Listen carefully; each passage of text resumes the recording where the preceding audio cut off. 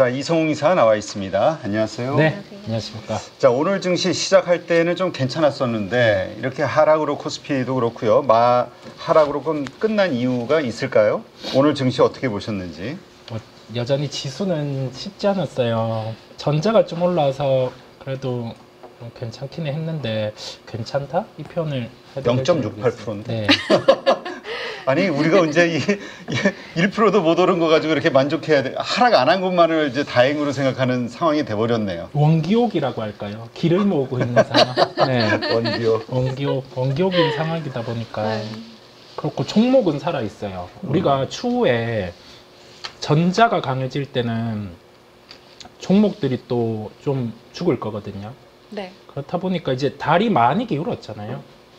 타임이 오는 거죠. 예, 타임은 추세와 함께 보는 걸로 저번 주에 이어서 또 준비해 왔습니다. 저는 언제나 주간의 마감 때 주간 추세를 보는 거죠.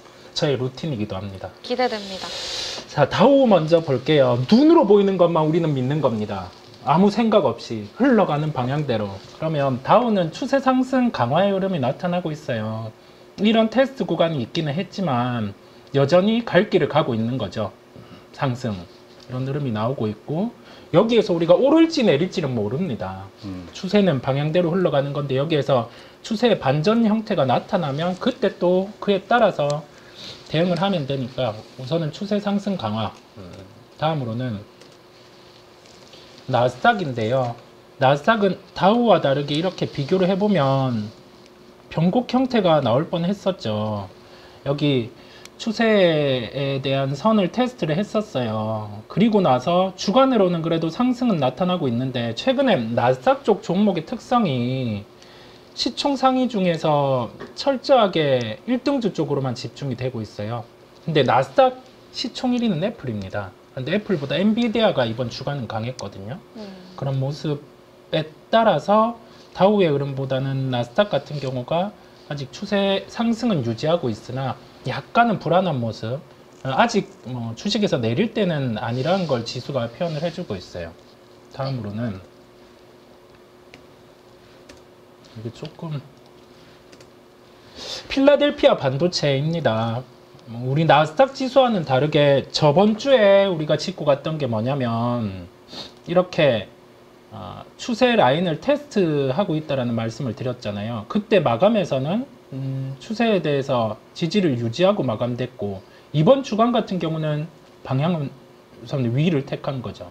주요 추세선 안착 후에 방향은 위로 더 흘러갈지는 흘러가 봐야 합니다. 흘러가 봐야 하는 상황. 그렇다 보니까 제가 지수에 대해서나 업종 종목에 대해서 말씀드릴 때 여기서는 매수 매도 같은 경우를 안 하고 기다리는 경우가 있다라는 말씀을 드려요. 그게 다 이런 추세 흐름 안에서 하나의 필요 충분 조건 중에 하나를 감안해서 말씀드린다는 점을 언급을 드리고요. 다음으로는 네, 질문 드려도 되나요? 네네. 혹시 그러면은 저게 종가상으로 저 31선을 네. 이탈을 하면은 네. 이제 내려야 되는 건가요? 그렇지는 않습니다. 예, 그게 또 몇 주 내에 이게 회복돼야지 예, 그런 게 있는데 이거는 방송에선 얘기할 수 없고요. 강의에 담아놨습니다. 다 이게 아니 요새 무슨 불꽃 소년도 아니고 그게 다 계획이 있어서 이거 가지고 왔어요. 2주간. 강의 소년이야 강의 소년. 엑기스는 그 안에 녹여놨죠. 네, 그렇죠. 너무 궁금합니다. 네, 알겠습니다. 자 그럼 계속 한번 해보죠. 다음으로 넘어가면 상해종합입니다. 우리 지난 걸로 얘기하는 게 아니라 상해종합이 첫 주에 올라섰을 때가 주요 추세선을 돌파를 했었어요. 자, 그리고 나서 여기 이 갭 상승을 할 때 추세를 보는 추세 추종자 같은 경우는 이때 따라가기 힘들어요. 왜냐하면 비추세 구간이기도 하고 여기에 대해서 이 구간을 안착하는지를 확인을 할 수 있다 보니까 좀 그런 거고 일부만 할 수 있었겠죠. 극히 일부를 사고 이게 또 올라가니까 여기에서 고민을 하는 겁니다. 그런데 밀려 내려왔죠. 많은 비중을 못 따라잡는 상승이 나왔기 때문에 이쪽은 추세 추종으로는 포기하는 거예요. 패스. 내 영역이 아니었다. 추세가 아니기 때문에 다시 추세가 만들어지는 걸 확인하고 그때는 진입할 수 있는 겁니다. 그래서 우리가 지수 플레이를 할 때의 전제 조건이에요. 지수 플레이를 할 때는 확인하고 접근해도 늦지 않다라는 점입니다. 예. 그런데 이런 걸 못 잡아내는 흐름이 나타나기도 한다라는 거예요. 지수단에서는. 예. 이걸 생각을 하시면 되겠고, 그 다음에 모든 걸 잘할 수는 없어요. 모든 걸 잘할 수는 없어요. 상해 여기 떴는데 내가 수익을 못 봤다. 패스하면 되는 거예요. 다른 거에서 하면 되지. 예. 우리 영역에 들어오는 걸 하면 되지 무작정 다 잘할 필요는 없습니다. 네. 예. 그리고 다음으로 넘어가면 엔비디아입니다. 엔비디아 같은 경우가 지금 신고가 영역에 있잖아요. 추세 상승 속에 추세를 안 깨고 박스권이 만들어져 있어요. 아까 나스닥 지수랑 비슷한데 이렇게 보면 나스닥 같은 경우는 여기에서 봉 자체가 그렇게 강하지 않은데 엔비디아는 이제 전고점을 목전에 두고 있죠. 네. 아까 말씀드린 것처럼 나스닥 안에서도 종목들의 추세 강도의 방향이 강한 거예요. 네. 추세 상승 속 박스권입니다. 그러면 일각에서 얘기하는 건 엔비디아 이제 전고점 간다라고 얘기를 하잖아요. 갈 수도 있고 안 갈 수도 있어요. 다시 밀리면 못 가는 거죠. 그래서 만약에 추세 추종자를 대입을 해보면 이 구간에서는 홀딩을 하고 가는 거지 포지션을 늘리지는 않습니다. 포지션을 늘리는 주체는 뭐냐면 여기에서 이제 추세에 대해서 강화하는 신고가 돌파 매매를 선호하시는 분들은 늘릴 수 있는 거죠. 네, 그래서 그런 차이가 있고 오를 수도 있고 내릴 수도 있으니 예단하지 말자라는 점이에요. 발생하지 않은 거에 대해서는. 그러면 조금 더 예측을 하고 싶다 하면은 여기에서 필요충분 조건이라는 말씀을 드렸잖아요. 엔비디아라는 기업에 대해서. 그러면 주가가 여기에서 올라갈 때는 실적이 바뀌거나 실적에 기인하는 선행지표가 바뀌었겠죠. 그게 블랙엘의 수요. 우리가 젠슨 황이 가죽 자켓을 입고 나와서 우리 블랙엘 엄청나게 잘 팔린다 라는 표현을 했잖아요. 그런 것처럼 그게 더해져서 이런 추세 차트가 만들어지고 거래량이 만들어지고 그렇게 한번 같이 보시면 되겠습니다. 네. 근데 저 궁금한 게 어제 미국 증시에서는 이번 주에 AI 관련해서 이벤트 있었던 게 엔비디아 AI 서밋 있었고 네. AMD도 있었잖아요. 그렇죠. 근데 AMD는 어제 빠졌어요. 4% 빠졌어요. 넘게. 네, 엔비디아는 올랐는데. 네, 근데 네. 그 원인 중에 하나가 이제 고객사가 없어서 이런 얘기가 좀 있더라고요. 네. 근데 이런 추세는 계속 좀 지속이 될까요? AI 반도체 안에서도 조금씩 엇갈리는 그런 것들? 엔비디아만 가나요? 제가 추세 추종자에 대입해서 네. 말하면 흘러가봐야 안다라고 할 수가 있는데 반대로 네. 이제 분석까지 같이 하는 입장에서 얘기하면 우선은 엔비디아에서는 파생될 수 있는 게 이제 4분기 영역. 4분기 영역.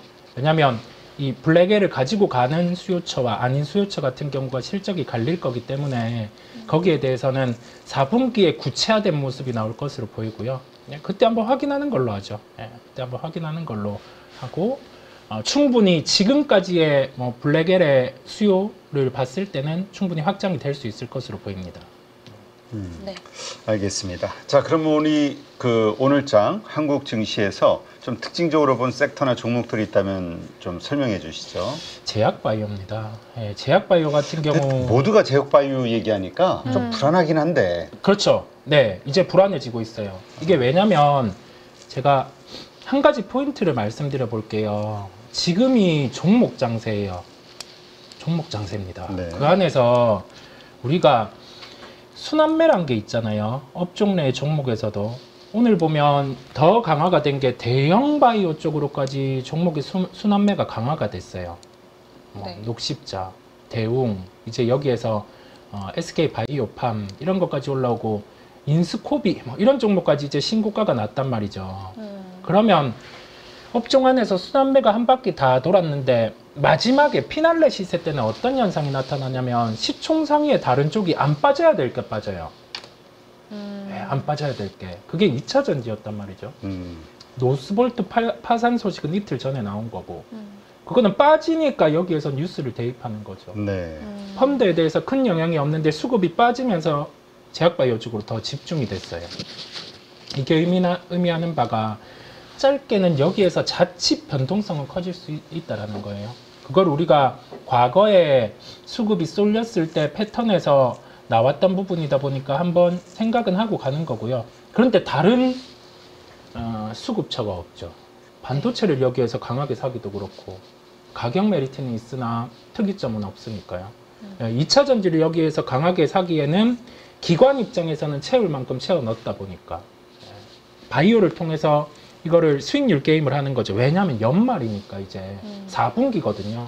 상반기에 반도체로 수익을 낸 쪽도 있고 안 낸 쪽도 있어요. 그러면 안 낸 쪽 같은 경우는 낸 쪽 같은 경우는 중간에 지켰으면 좋은데 또 반도체 중간에 들어갔다가 손실. 2차 전지 같은 경우 애매하게 잡았다가 손실. 그래서 이제는 커버를 해야죠. 연말이니까 인세는 못 받더라도 쫓겨나지는 않아야 되니까요. 네. 현실입니다. 그래서 슬프네. 연말에는 이렇게 수익률 게임 형태로 시장이 나타나고요.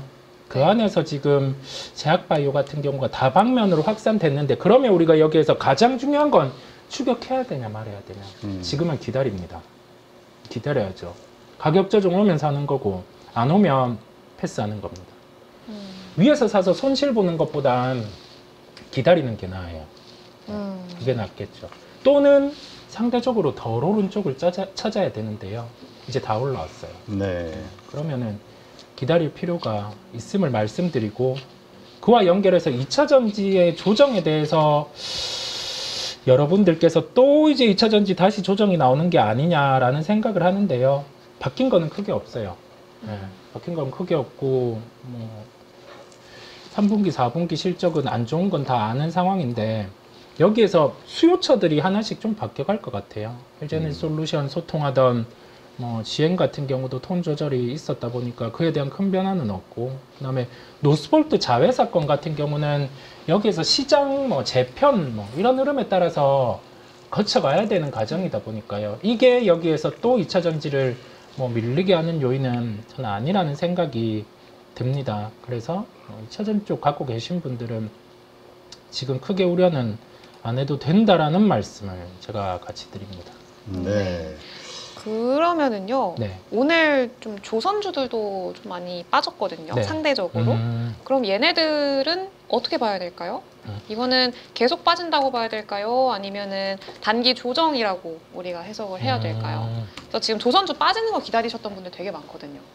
우리가 조선주에 대해서는 긴 주기로 보셔야 돼요. 특히 더 긴 주기. 자, 이걸 쉽게 표현을 하자면 보통 우리가 단기 이평이라고 하면 5일선 같은 경우를 많이 보잖아요. 종목을 볼 때 뭐 5일선 각자 다르겠지만 뭐 한 달 이내 2주 내를 보겠죠. 5일선, 11선을 보는데 조선 같은 경우는 이 5일선 역할을 하는 게 60일선이라고 보면 좀 편하세요.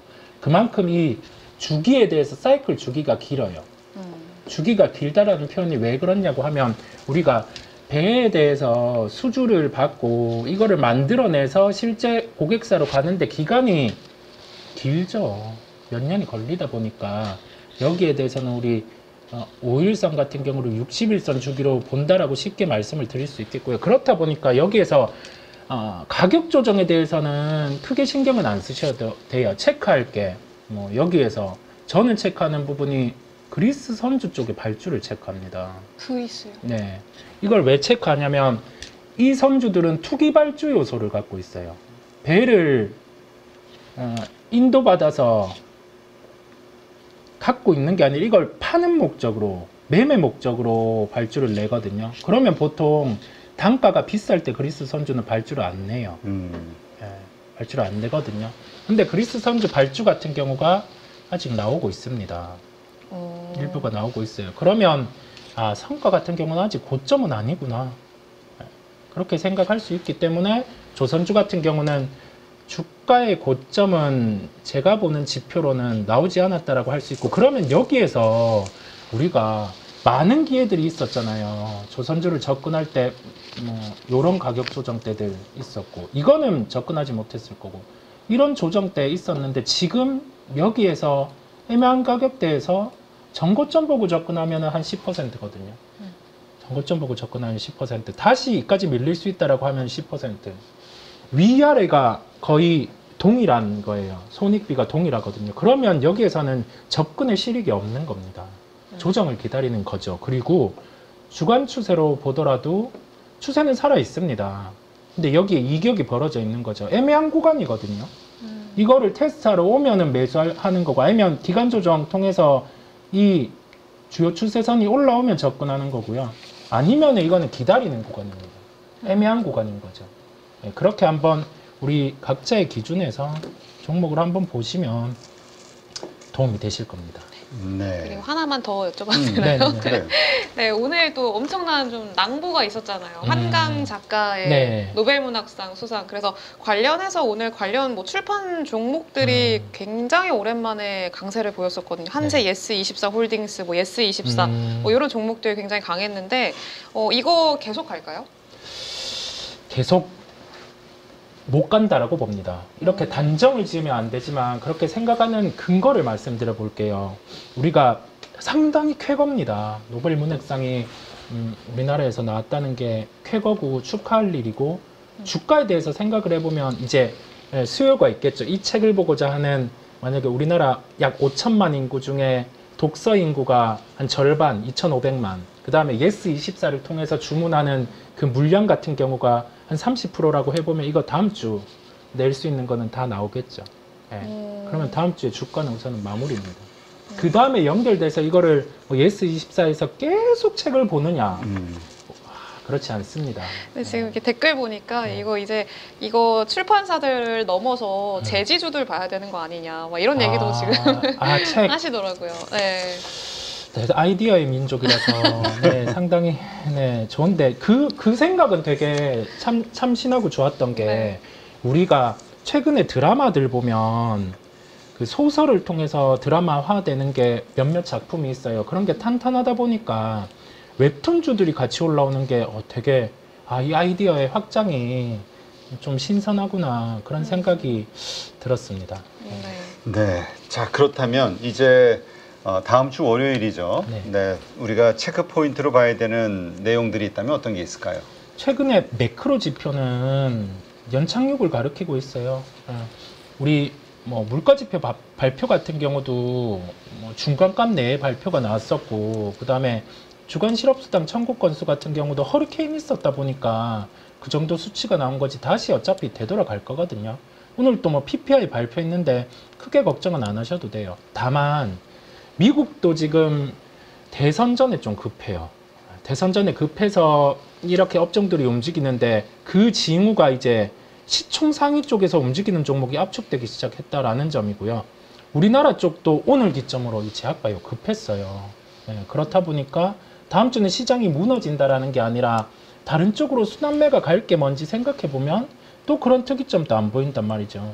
네, 그렇다 보니까 이제 종목 장세는 계속 지속될 텐데 여기에서 종목이 갈 데가 없잖아요. 그러면 삼성전자로도 올 가능성은 존재한다. 네, 그렇게 열고 이거는 하나의 전략의 시나리오로 세워두는 거고요.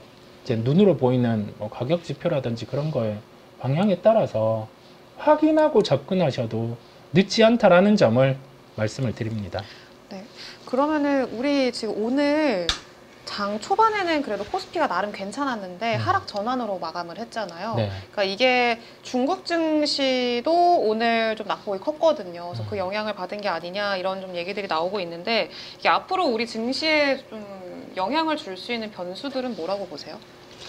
영향을 줄 수 있는 변수는 미국의 영향이 크고요. 중국 같은 경우는 지금 과연 이 경기 부양책을 써서 수요까지 연결될까? 그건 다음 달에 나오는 제조업 지표 그런 쪽에서 우리가 한번 판단을 해볼 수 있겠습니다. 그래서 중국 쪽의 지표를 볼 거고 미국 쪽 같은 경우는 이 연착륙을 나타내는 가격 지표 이후에 이번에 금리 같은 경우로 동결 또는 인하를 단행했을 때 대선까지 이어지고 어떤 후보가 당선될지 그리고 나서 경기 부양책 또는 기타 정책을 어떻게 내놓을지를 개인적으로 좀 보려고 해요. 그래서 잘 모르겠다라는 거죠. 잘 모르겠다라는 거. 미리 예단하지 말고 확인하고 가자라는 거고요. 종목들은 시세가 날 만큼 낮다 보니까 지금은 떠 있는 종목보다는 빠져 있는 쪽에서 하나씩 찾아가는 그런 쪽. 엔터도 나쁘지 않고요. 그 다음에 반도체 장비도 하나씩 좀 달라질 수 있고 빠져 있는 쪽에서 계속 관심을 좀 가지시면 그나마 위험도를 좀 줄이실 수 있겠습니다. 네. 일단 오늘 미국 증시 어떻게 마무리가 될지 이거는 좀 결과를 봐야 되겠습니다만 지금 일단 또 주말 사이에 중동도 지금 좀 뭔가 좀 움직임이 격화되고 있는 것 같고요. 그렇죠. 이스라엘. 네네. 어떻습니까? 앞으로의 흐름, 다음 주에 증시 흐름 예상 어떻게 보시는지. 시장에서 뭐 중동과 관련된 부분은 저는 지켜보는 게 유가의 반응이고 미국의 변동성 지표의 반응이에요. 그게 만약에 유가가 여기에서 급등이 나올 수 있는 요인은 정유 시설 타격 이런 거를 이스라엘에서 단행을 할 텐데 그게 나왔을 때는 시장의 조정은 좀 있을 수 있어 보여요. 그리고 나서 왜냐면 약간 전면전 형태는 안 가겠지만은 타격전이 좀 오갈 수 있다 보니까 그게 발생하면 그때는 유가가 오를 거잖아요. 반대로 유가 관련해서 피해보는 종목을 보려고 합니다. 항공주라든지 그런 쪽들 같은 경우. 왜냐면 이게 수요에 기인한 유가 변화가 아니라 일시적인 공급에 의한 이벤트이기 때문에 그런 거고요. 만약에 전면전으로 확대되면은 불편해지기는 한데 사우디가 이 타이밍에 공급을 늘린다고 해놨기 때문에 이번에도 그런 멘트를 하더라고요. 웬만하면 여기에서 확전 안 했으면 좋겠다고 그런 얘기를 한데 말을 안 들으니까 각 국가에서는 한번 어떻게 돌아가는지를 보고 다만 여전히 그런 이벤트가 발생하더라도 대선 전까지는 기회 오면 주식은 늘리는 대응으로 열어두고 있습니다. 근데 지금 말씀하시는 거 들어보면은 이사님은 좀 이제 덜 오른 종목 그리고 빠져서 기회가 되는 종목 이런 종목들 중심으로 관심을 가져보자라고 말씀하셨는데 네. 그럼 특히 그 안에서 좀 주목하고 계시는 종목들이 있나요? 저는 엔터를 관심을 가지고 있고요. 엔터 같은 경우가 종목 저는 하이브예요. 하이브를 얘기하는 이유가 이 논리를 한번 들어보세요. 네. 이거는 추세를 보는 종목은 아니고 제가 이제 논리를 보면 하이브가 지금 노이즈는 있잖아요. 요 미니진 사태로 인해서 국정감사까지 가죠. 네. 좀 슬픈 일인데 하니 국정감사 가고 이러면서 논란 어떤 식으로 마무리될지는 물음표입니다. 이 변수를 안고 있어요. 그러면 우리가 변수 형태가 발생을 했을 때 파국으로 가느냐 아니면은 봉합에 대한 가능성이 있느냐 물음표죠. 모르죠. 돼봐야 알죠. 물음표. 그러면 이 변수로 인해서 주가라는 걸 대입을 해봐요. 조정이 나옵니다. 그랬을 때 이게 실적이 박살난 만큼 요인이 있느냐 아니면 이 다음에 실적이 좋아질 수 있는 요인이 있느냐 고민해보면 하반기에 예정된 대로 위버스 플랫폼 수익화 진행해요. 그러면 지금 나오는 하이브 영업이익에서 최소한 1,000억은 더해집니다. 1,000억 플러스. 최소 금액으로 하더라도요. 그 다음에 내년에는 BTS 완전체 컴백이에요. 정해졌나요? 예. 컴백하고 하반기 내후년 초에 이제 돔 돕니다. 예. 돔 투어 돌거든요. 그러면 지금 나오는 영업이익에서 한 3,000억은 기본 더해질 수 있어요. 자, 이게 실적이 나오는 시나리오고 여기에서 주가 같은 경우가 만약에 이런 요인으로 빠진다라고 하면은 매수를 할 수 있는 거죠. 왜냐하면 숫자가 붙을 수 있는 요인이 신사업에도 있고 여기 본업에도 있으니까. 자, 변수는 뭐냐면 변수는 하이브에서 지금 신사업 게임을 많이 해요. 게임이라든지 이쪽에서 비용을 수익을 좀 까먹고 있거든요. 이걸 계속 진행하면 또 그냥 이거 배제하면 영업이익률이 한 12% 정도 나오는데 이게 진행하니까 계속 이걸 확장하면 좀 상승에 대한 폭은 좀 덜해질 수 있겠고요. 그 다음에 이 완전체 컴백이라든지 예정된 이 플랫폼, 유버스 플랫폼 같은 경우에 계획이 지연되면 주가는 상승할 수 있는 거는 좀 한계가 있을 수 있어요. 이걸 보고 가는 거다 보니까 주가는 빠져 있고. 게임 사업은 정리할 가능성은 없나요? 주주들은 정리하길 바라는데요. 지금 하이브는 넷마블과 연관이 있어서 그런지 아니면은 이 라인업을 통해서 새롭게 뭔가를 만들려고 해서 그런지 이걸 계속 진행은 하는 것 같아요. 근데 단독 게임 말고 그냥 그 멤버들 라인업의 캐릭터를 이용해서 해보면 좋을 텐데 이건 계속 하고 있네요. 네. 편지를 하나 써야 될 것 같은데. 네, 그렇습니다. 지금 보니까 로블록스 같은 경우도 네. 그 힌덴부르크인가요? 거기서 또 공매도 무슨 부정 그 유저 사용이라든가 여러 가지 이슈 내밀면서 또 이 급락하는 또 이유를 만들기도 하는 것 같고 예전에 이 위버스 얘기할 때 우리가 로블록스 얘기하면서 네. 상당히 앞으로 성장할 가능성이 크다 메타버스 쪽으로. 네. 근데 이러한 것들이 요즘 약간 좀 흔들리는 것 같다는 느낌도 좀 들어요. 그럴 수 있어요. 네, 그럴 수 있는데 그 로블록스와 위버스 플랫폼의 차이는 로블록스는 다수의 대중이 이용하는 거고요. 위버스 플랫폼 같은 경우는 직접 하겠지만 당연히 직접 하겠지만 팬과 우리 그 스타들의 소통 창구거든요. 옛날에는 우리 팬레터 쓰고 주고 뭐 답장 안 해줬지만 뭐 그런 게 있었다고 하면 이제는 메시지를 쓰면 스타가 답을 해줘요. 그 다음에 그 우리 한이 같은 경우가 국정감사 나간다고 얘기한 것도 거기 이 플랫폼 메시지로 얘기한 거거든요. 아 그래요? 예, 메시지 그 버니즈한테 전달할 때 예, 그렇게 얘기를 한 거다 보니까 이 플랫폼 같은 경우가 그래도 팬층에서는 꽤 애호가 되고 있는. 그래서 한때 어떤 얘기가 있었냐면 이거 답해주는 거 진짜 스타가 해주는 게 맞냐 그런 얘기까지. 소속사에서 해주는 거 아닌가? 그래서 뭐가 있었냐면 우리 그거 하잖아요.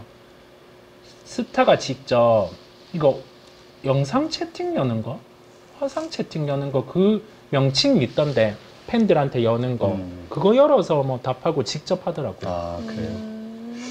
하긴 뭐 요즘 뭐 하여튼 그 팬 관리, 네, 팬 관리도 팬 관리. 상당히 중요하니까. 네. 맞아요. 근데 저 추가로 질문 드릴 게 있는데요. 네. 지금 시간외에 보니까 화신 이런 종목들 좀 올라오는 거 보이거든요. 네. 다음 주에 뭐 좀 자동차 부품들 관련해서 기대감 가져볼 수 있을 만한 건 없을까요? 우리가 지금 보면 자동차 부품 쪽에 올라오는 게 뭐 현대차의 인도 뭐 IPO 뭐 이런 소식 그런 게 더해져서 자동차 부품 쪽에 올라오는데요. 제가 가진 생각은 반등 나올 때 매도를 해야 된다는 생각이에요. 이게 실적이 늘 수 있는, 마진이 늘 수 있는 구조를 과연 갖고 있느냐란 건데 현대차도 그렇고 기아도 그렇고 지금 뭐 하이브리드 쪽 집중하고 있는 게 맞죠. 그 다음에 상반기보다 하반기에 비용 나갈 게 더 많다 보니까요. 그러면 새로운 차량을 만들더라도 부품사한테 많은 이익을 주지는 않습니다. 예년만큼 많은 이익을 안 주다 보니까 우리가 주가가 올라올 때 뭐 가지고 갈지 말지는 실적에 대한 강도 이것도 중요한 부분인데요. 상반기보다 하반기 실적은 늘어날 수 있는 부분이 좀 미미하기에 자동차 부품은 이러한 이벤트로 반등이 나왔을 때는 매도해주는 대응 부분을 저는 열고 개인적으로는 보려고 합니다. 네. 2차 전지는요? 2차 전지는 저는 네, 보유를 하고 가는 대응이에요. 아, 조금 네. 조정이 나오더라도요. 예, 보유를 하고 가는 되려 늘릴 수 있다는 생각이에요. 이게 왜냐면 상반기 대비해서 하반기가 이 달라진 게 우리가 봤던 게 쉽게 산업재 같은 경우가 주가의 저점을 잡는 형태가 어떻게 나오냐면 우선은 소재의 구조 조정이고요. 네. 화학 쪽은 가동률이 올라가는 거예요. 근데 이게 강제 가동률 같은 경우 가동률이 떨어졌다 올라가겠죠. 근데 이게 반도체로는 감산이고 전기 쪽으로는 이 구조 조정을 통해서 공장이 셧다운하는 건데요. 이게 지금 리튬 관련된 공장들 같은 경우가 대부분 자연스러운 구조 조정이 나왔어요. 그렇다 보니까 셀도 그렇고 나머지 기업도 그렇고 가동률은 떨어질 만큼 떨어졌다 보니까 이 실적 발표 때 어떤 얘기를 했냐면 LG엔솔에 그 다음에 포스코 퓨처엠에 이 3분기 실적 이전에 컨퍼런스 콜에서 하반기를 놓고 동일하게 얘기를 한 게 우리 동일 매출 볼륨이 여기에서 놓고 10% 성장 나오면 지금 메탈가 감안했을 때 마진은 한 자릿수 중반 나온다라고 했어요. 이게 의미하는 바가 이미 이 구조조정은 다 됐다라는 거거든요. 그러면 여기에서 수요만 올라오면 주가는 빠르게 올라올 수 있어요. 그렇다 보니까 여기에서는 하락보다는 상승의 손익비가 높으니 2차 전지는 보유를 하고 가는 떨어진 것보다 올라갈 수 있는 게 수요만 회복되면 더 높으니까 반도체에 감산을 했을 때랑 주가 이 대입을 해보면 좀 쉽게 이해가 되실 거예요. 네. 알겠습니다. 금리 인하는 우리에게는 기회입니다.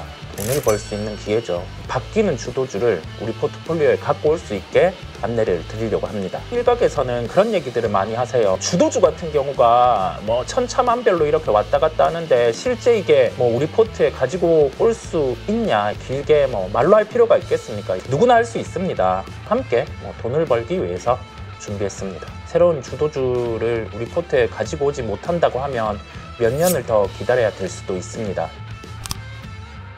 돈을 벌기 위해서 필요한 기초 VOD 강의를 진행을 할 거고요. 최근에 시장 변동성이 큽니다. 그 안에서 오늘의 전략이 내일의 전략이 바뀌는 경우가 많기 때문에 주 2회 라이브를 통해서 지금 변화되는 시장에서 바로 수익을 볼 수 있게 진행을 할 예정이고요. 여태까지 제가 보여줬던 결과물이 담겨있기 때문에 후회하지 않으실 거고 저와 함께라면 충분히 가능하다는 말씀을 드립니다.